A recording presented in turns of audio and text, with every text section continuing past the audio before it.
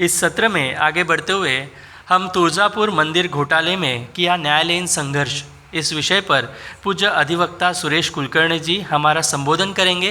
तत्पूर्व हम उनका परिचय समझ लेते हैं। संभाजीनगर उच्च न्यायालय में कार्यरत पूज्य अधिवक्ता सुरेश कुलकर्णी जी हिंदू विधिज्ञ परिषद के संस्थापक सदस्य हैं। धुलिया में हुए दंगों का विश्लेषण करने वाली सत्यशोधन समिति के आप सदस्य हैं। आप पूरे देश में अधिवक्ताओं के संगठन का कार्य कर रहे हैं। श्री तुळजा भवानी मंदिर में हुए भ्रष्टाचार के विषय में हिंदू विधिज्ञ परिषद की ओर से आपने उच्च न्यायालय में याचिका प्रविष्ट की है। एक हस्तक्षेप याचिका द्वारा सूचना अधिकार का कानून सहकार क्षेत्र में लागू करने में आपको सफलता भी प्राप्त हुई है। मैं आपसे प्रार्थना करता हूँ कि हम सभी का मार्गदर्शन करें। छत्रपति शिवाजी महाराज की जय। छत्रपति शिवाजी महाराज की जय। धर्म संस्थापना की देवता भगवान श्री कृष्ण, हिंदू विधिज्ञ परिषद के प्रेरणा स्रोत सच्चिदानंद परब्रह्म परात्पर गुरुदेव जी, इनको नमन। उपस्थित संत महंत सदगुरु, इनके चरणों में मेरा भावपूर्ण नमस्कार।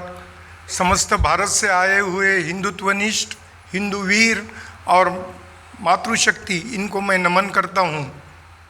मुझे बताया गया कि तुळजापुर विषय में मैं बात करूँ, वो विषय मैं ज़रूर रखूँगा। उसके साथ कुछ अन्य घटनाएं भी हैं जो सफलताएं इतने निगेटिव एनर्जी कोर्ट जैसे माध्यम में हमें मिल पाई, वो अगर मैं आपके सामने पेश करता हूँ तो शायद अधिवक्ताओं के साथ साथ सब कार्यकर्ताओं का मनोबल बढ़ जाएगा। देखिए, हेट स्पीच की बात आती है। पूरा हेट स्पीच का लॉ डेवलप हुआ 2017 ऑनवर्ड से मुस्लिम पक्ष के लिए, उनका हित साधने के लिए। इस हेट स्पीच का कारण देखे, महाराष्ट्र में प्रति समय हिंदू वीरों का, हिंदुत्वनिष्ठ जो लीडर्स है, नेता है, उनका दमन किया गया। चोपड़ा में जो कान्हा देश से आता है, उनकी राजा सिंह ठाकुर, इनकी सभा आयोजित की गई थी। सभा इसीलिए अनुमति मिलना, इस वास्ते सारे कार्यकर्ता कम से कम 1 महीने से पुलिस के चक्कर लगा रहे थे। पुलिस प्रतिदिन उनको आश्वासित करती है और सफिशिएंट टाइम में आपका एप्लीकेशन डिसाइड होएगा। आज कल सवेरे सभा कल दोपहर में 5 बजे सभा होने वाली है और आज बताया जाता है, वो भी संडे होने के दिन, कि आपका अनुमति आपको मिलेगा नहीं। हिंदुत्वनिष्ठ इस वक्त बहुत एक्टिवली काम किए। They contacted me over telephone, instructions were taken on phone and I prepared a writ petition. उनको बताया, उनसे अनुरोध किया कि आप संभाजीनगर आइए, याचिका करना पड़ेगी। Everything was ready. We took him to the court and matter was presented before the court, requesting them to hear it forthwith। माने हमारे पास प्रोडक्शन की व्यवस्था होती है, आप कुछ पर्ची जजेस के सामने देते हो तो उसी का विचार किया जाता। हमने बताया कि चोपड़ा में पिछले 10 साल में, 10 वर्ष में एक भी दंगल नहीं हुई थी। कोई सिटी पीसफुल होने के बावजूद भी hate speech, alleged hate speech के नाम पे ये बंदी है। This is illegal. आप प्रति समय तो आप मूलभूत अधिकारों की बात करते हो और जहाँ हिंदुत्वनिष्ठ आते हैं उन पे ये थोपे जाते हैं preventive orders. Court had considered it very positively और कोर्ट ने सभा शुरू होने के 24 आवर्स बिफोर पुलिस का वो इलीगल ऑर्डर क्वाश किया और बताया कि ये सभा होगी, कॉन्ग्रेगेशन होगा मात्र, लेकिन उसमें जो संयोजक है उनको एक एफिडेविट देना पड़ेगा कि they would abide by all the conditions. हम कुछ समय तक आनंदित रहे, लेकिन देखो ये आनंद ज़्यादा दिन पुलिस प्रशासन हमें लेने नहीं देती। मैं अपने निजी काम से पुणे पहुंचा दूसरे दिन और वहाँ टेलीफोन आया कि मुंबई में मीरा भाईंदर एक जगह है, वहाँ कुछ दंगे फसाद हुए थे रामलल्ला प्रतिष्ठान के दिन, और इस कारण को लेके राजा सिंह ठाकुर की सभा मीरा भाईंदर में होने नहीं देने चाहती थी पुलिस। मैं बताया अगर अभी this online videographing and this is permissible, आप अगर ग्राउंड रियलिटीज़ ग्राउंड में सब वर्क करते हो तो मैं आर्ग्यूमेंट करूँगा। पुणे से हमने आर्गुमेंट किया और बताया, वो माननीय न्यायमूर्ति काफ़ी सीनियर थे, उन्होंने बताया कुलकर्णी ये आप संभाजी नगर उच्च न्यायालय के ऑर्डर तो ले आए, लेकिन वहाँ की ग्राउंड रियलिटीज़ और मीरा भाईंदर की रियलिटीज़ में क्या फ़र्क है। बोला true that there was a riot in Mira Bhayandar, but that was 1 month ago, and under the pretext of some riot, you can brand this, you can prevent this man from coming to the sabha speech, this congregation. Court had considered. Then मैं उनको बताया कि आप उस तारीख का भी ख्याल कीजिए, दंगे फसाद हुए थे जिस दिन रामलल्ला का प्राण प्रतिष्ठा का कार्यक्रम चल रहा था, and no devout भक्त would do this. Somebody else were responsible for the riots, and this is the reason why I pray for cancelling this permission. ईश्वर की कृपा गुरुदेव जी प्रति समय हमें यश देते हैं, और यहाँ भी पुलिस का वो illegal order that was quashed and congregation was permissible. अभी कल 2 दिन पूर्व मुझे एक गोरक्षक यहाँ मिले थे। अरे बताए गोरक्षण का काम करता हूँ, हम पे तो गोरक्षा की प्रिवेंटिव ऑर्डर थोपी गई, और for 1.5 years I was asked to stay away from my place. देखिए गुरुदेव जी की कृपा देखिए, हमने इस विषय में कुछ सेवाएं की थी। हमें ना केवल एक्सटर्नमेंट ऑर्डर रद्द किया, लेकिन हम उन लोगों के लिए कॉम्पेंसेशन भी कोर्ट से मंगवाया, और पुलिस को अपने जेब से उन लोगों को पैसे देना पड़े।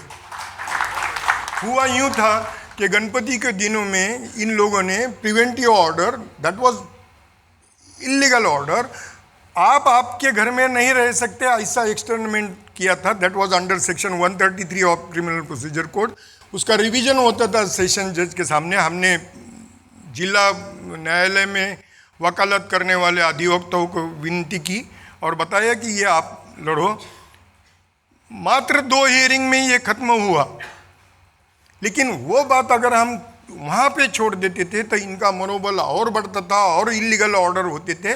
हमने बताया कि हम कॉम्पेंसेशन के लिए हाईकोर्ट आएंगे, और परम पूज्य गुरुदेव जी की कृपा से हमें कॉम्पेंसेशन मिला। हर वो दो ही हिंदुओं को जिनको एक्सटेंड किया था, government paid 10,000 rupees from their own pocket.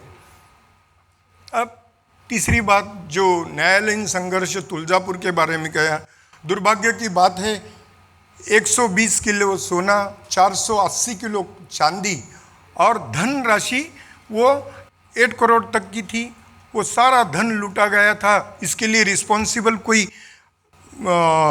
हम लोगों के घर में चोरी करने वाले चोर नहीं थे।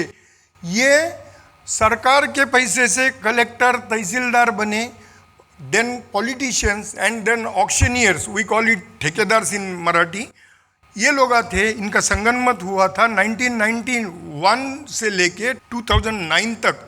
लगातार गोल्डन ऑर्नामेंट्स चोरी करो, सिल्वर ऑर्नामेंट्स घर ले जाओ, किसी का प्रबंध नहीं था।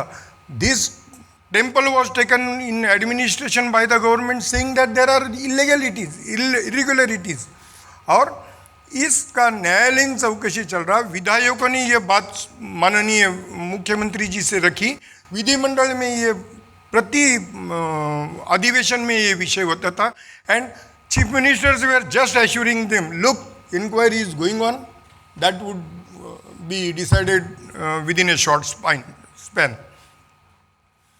हिंदू जन जागृति समिति ने इसके खिलाफ एक रिट पिटिशन किया, that was registered as PIL. Court said, court had summoned Director General of Police, CID was making investigation, उनको खड़ा किया गया। आप बताएं कि how long that is going on, and we find that it's not going in proper manner. तो उन्होंने बताया कि within a month this would be disposed of. तो उन्होंने not your bare words, put an affidavit, put it on oath, affidavit लिया गया, petition was disposed of. मैं आपको बताता हूँ, दिए हुए शपथ पत्र के अनुसार चौकसी हुई और 16 व्यक्तियों को दोषी पाया गया। बताया था वो इन्वेस्टिगेटिंग ऑफिसर ने इन 16 पीपल के खिलाफ इंडियन पिनल कोड के आधार पर क्रिमिनल प्रोसिक्यूशन हो जाए। देखो, ये ऑर्डर होने के बाद, this was sometime in March 2020, all of us, entire world was facing Covid, सब घर में थे, क्वारंटाइन थे, हम पब्लिकली आ भी नहीं पाते थे, nobody was functioning.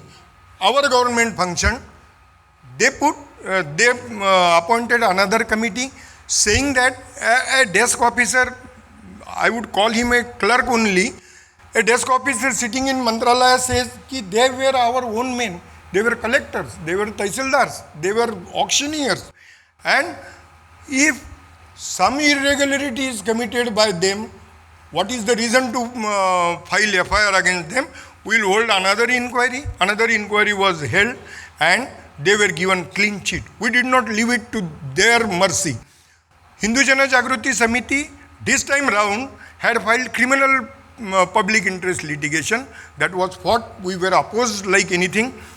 ईश्वर की कृपा के इतना सब होने के बावजूद भी इस क्रिमिनल PIL में माननीय न्यायमूर्तियों ने ये बताया कि आप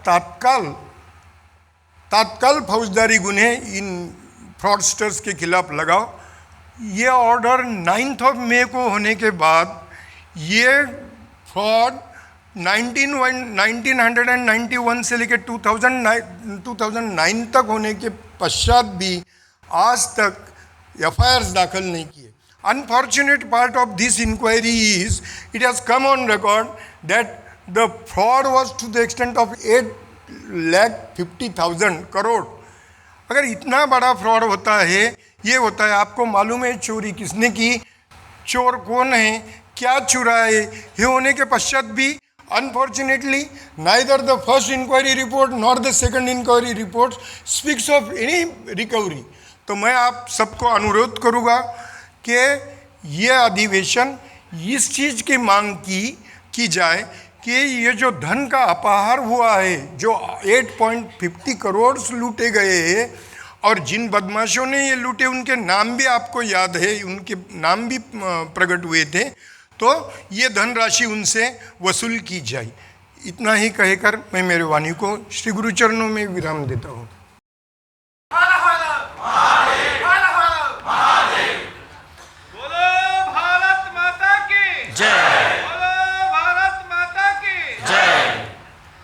अधिवक्ता पूज्य सुरेश कुलकर्णी जी ने जो स्थिति हमारे सामने रखी है तो वो अत्यंत गंभीर है।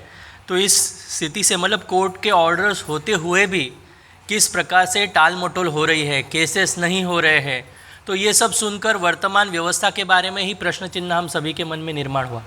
और इससे ही स्पष्ट होता है कि हिंदू राष्ट्र की अनिवार्यता क्या है, ये भी हम सभी को ध्यान में आई होगी।